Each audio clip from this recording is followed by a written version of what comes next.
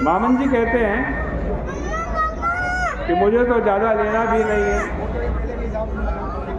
जितने से आप अपना काम चल जाए, जितना प्रयोजन हो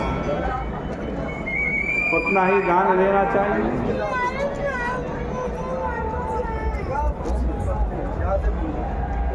यावत अर्थ प्रतिग्रह,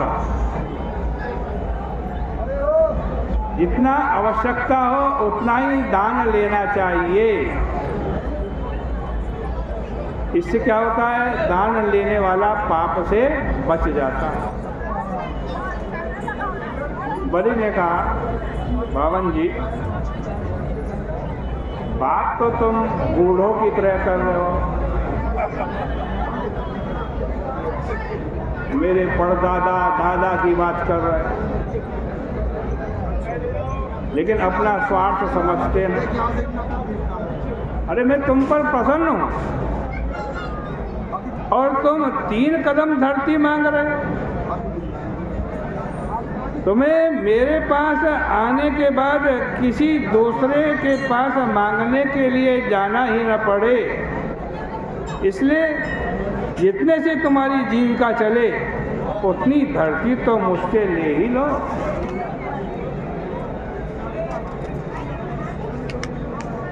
पावन जी ने कहा, बलि जी आप यदि मुझे सारा संसार दे दोगे, सारा संसार, सारे संसार के विषय दे दो, तो भी क्या मेरी तृप्ति होगी? अगर 3 पांव धरती से मुझे तृप्ति नहीं हो रही है, संतोष नहीं हो रहा है, तो सारा दीप पाकर भी संतोष नहीं होगा।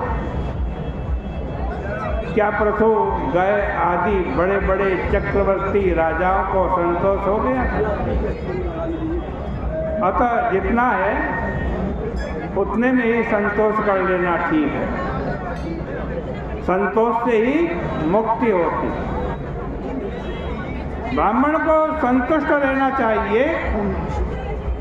असंतोष तो अग्नि है और वो भस्म कर देता। वित्तम यावत प्रयोजन, जितने से अपना प्रयोजन सिद्ध हो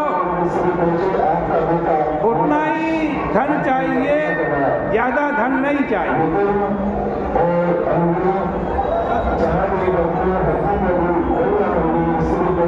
अब तो जो बलि जी थे वो हंसते हुए बोले, ठीक है महाराज, आपकी जैसी इच्छा वही लीजिए।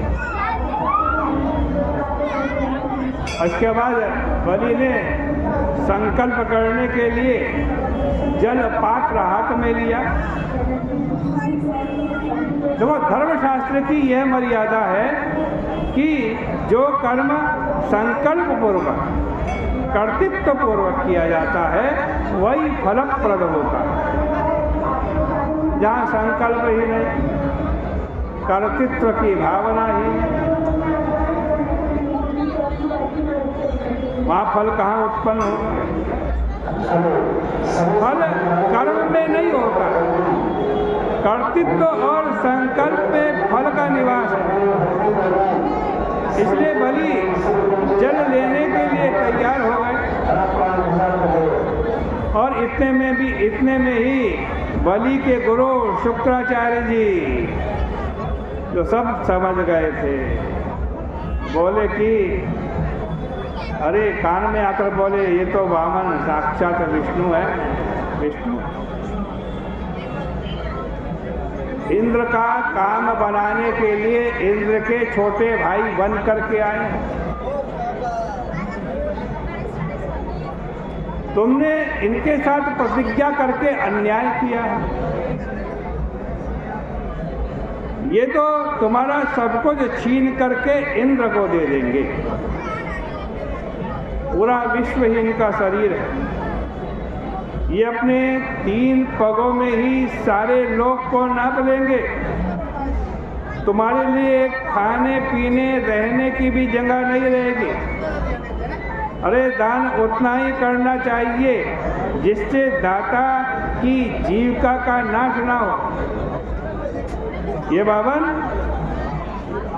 अपने एक पांव से धरती नाप लेंगे, दूसरे पांव से स्वर्ग नाप लेंगे। इनके शरीर से आकाश भर जाएगा और तीसरे पांव के लिए भी कोई जगह नहीं बचेगी।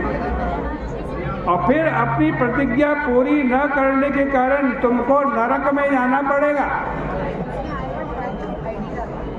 जिससे जीविका बिगड़ जाए वह दान उचित नहीं है। जब जीविका बनी रहेगी तो उससे यज्ञ होगा, तप होगा और कर्म होगा। इसलिए अपनी संपत्ति को 5 भागों में बांट लेना चाहिए। 5 भागों। धर्माय, यशसि, अर्थाय, कामाय, स्वजनाय च। तो एक भाग धर्म के लिए, दूसरा भाग यज्ञ के लिए, तीसरा भाग और धन कमाने के लिए और चौथा भाग भोग के लिए और 5वां भाग स्वजनों को देने के लिए। 5 हिस्से अपनी संपत्ति के करने चाहिए। इस तरह से जो अपनी आमदनी को 5 हिस्से में बांट देता है उसका लोक परलोक में कल्याण होता है। कहते हैं कि सत्य ओम इति यत् प्रोक्तम, सत्योम इति यत् प्रोक्तम, जन्येत्याह नृतम हितत्। तो किसी बात को ओम कह करके स्वीकार कर लेना सत्य है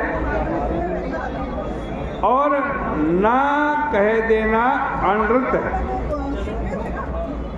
शरीर एक वृक्ष है और शरीर रूपी वृक्ष का फल क्या है? सत्य ही शरीर रूपी वृक्ष का फल है।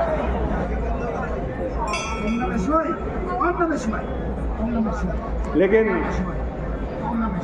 यदि वृक्ष न रहे तो फल कहाँ से होगा? इसलिए अमृत संग्रह शरीर रूपी वृक्ष का मूल है और सत्य इस वृक्ष के पुष्प फल है। जिंदगी बनी रहे और उसके द्वारा सत्य के फल फूल लगे तो यही मनुष्य के लिए उचित है। देखो, यदि कोई मांगने के लिए आए और बोल दिया जाए कि ओम, क्या बोल दिया जाए? ओम बोल दिया जाए, तो इसका अर्थ स्वीकार होता है। जैसे किसी ने पूछा दही है, दूसरे ने उत्तर दिया ओम, तो इसका अर्थ क्या है? दही है।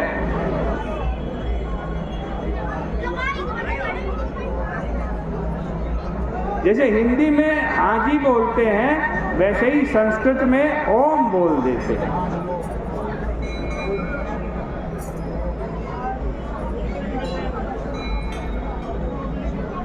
इसलिए शुक्राचार्य जी कहते हैं यदि कोई मांगने आए और कह दिया कि ओम, तो उसको देना पड़ेगा। फिर वह चीज़ आपके पास नहीं रहेगी, चली जाएगी। इसलिए कभी कभी मनुष्यों को ना करके और यह कहकर कि अमुक चीज़ मैं नहीं दूंगा, जिंदगी व्यतीत करनी पड़ती है, किंतु सबको ना तो नहीं बोलना चाहिए और न सबको हाँ बोलना चाहिए। नानृतं स्यात् जुगुप्सितम्।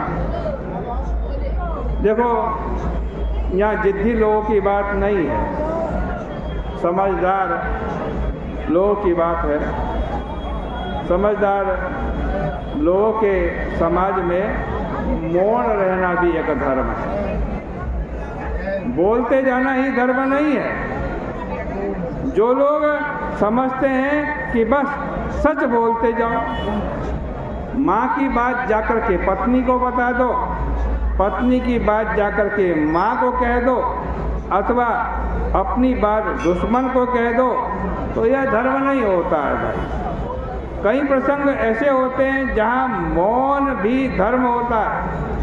असल में उद्देश्य है जीवन की रक्षा, उसके लिए यथा योग्य, यथास्थान, सत्य और अनृत बोलना चाहिए। ऐसा शुक्राचार्य जी महाराज ने बलि को बताया।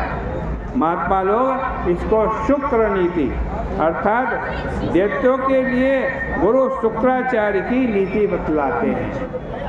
अपने गुरुदेव की इन सब प्रवचनों को, उपदेशों को सुन करके बलि क्या कहते हैं, ये कल के प्रसंग में आपके सामने कहेंगे।